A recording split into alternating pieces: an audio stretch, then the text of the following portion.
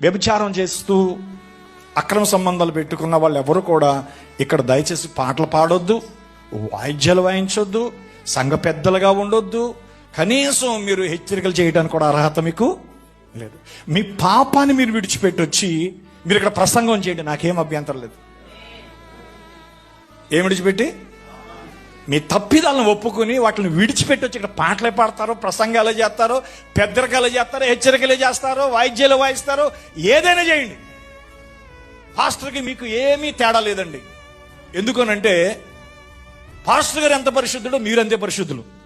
Pastor గారికి ఎంత అధికారం ఉందో మీకు కూడా అంతే అధికారం ఉంది. ఎప్పుడు? మన వాక్యానుసారంగా ఉన్నప్పుడు. హల్లెలూయా.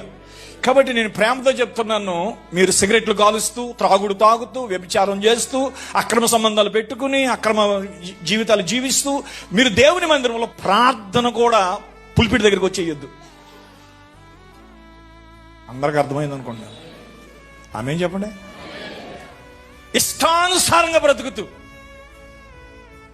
విచ్చలవిడిగా బ్రతుకుతూ, దైవ భయం లేకోకుండా మీరెంతో మాత్రం ఇక్కడికి వచ్చి పాటలు పాడొద్దండి, వాయిద్యాలు వాయించొద్దండి, ప్రార్థనలు ఇక్కడికి వచ్చి చేయొద్దండి.